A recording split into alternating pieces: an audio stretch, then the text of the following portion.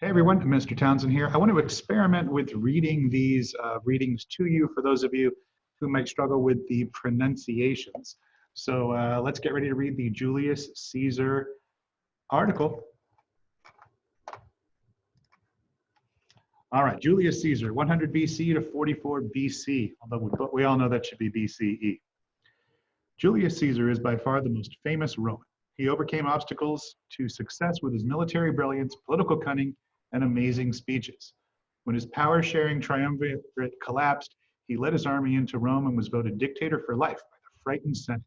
Caesar's rule marked the end of the Republic. This little section down here on the right is a biography of him, like fun facts. I love the fact that his worst moment was that he was stabbed to death by the people in the Senate. Totally epic story. We'll give you more on that a little bit, but let's get to the reading. The first triumvirate. Generals Crassus and Pompey were elected consuls in 70 BCE. However, they soon made themselves unpopular with the Senate by seizing much of its power for themselves. As a result, the Senate turned to a rising political star, Julius Caesar. Caesar had already proved himself as a politician in general. Pompey and Crassus used their influence to have him elected consul. In return, Caesar persuaded the Senate to pass Pompey and Crassus's legislation. This political alliance became known as the First Triumvirate, a sharing of power between three people. The triumvirate lasted for about 7 years, but was always an uneasy alliance full of suspicions and jealousies. The triumvirate granted Caesar a huge army which he used to conquer Gaul, present-day France. This conquest extended Roman territory north and made Caesar very popular with the people. He also won immense wealth and the fierce loyalty of his soldiers.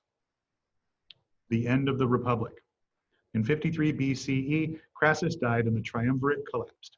Law and order in Rome broke down. To end the chaos, the Senate appointed Pompey sole consul. Sole means the only one. This, however, resulted in a power struggle between Caesar in Gaul and Pompey in Rome. To regain control, Caesar led his army into Rome, sparking a bloody civil war. In August 48 BCE, Caesar defeated Pompey and declared victory. Super famous Roman battle. If you're into Roman battles, look up the battle between Caesar and Pompey. It's pretty amazing. Many Romans expected Caesar to restore the Republic, but he had other ideas. Backed by his army, he ruled alone.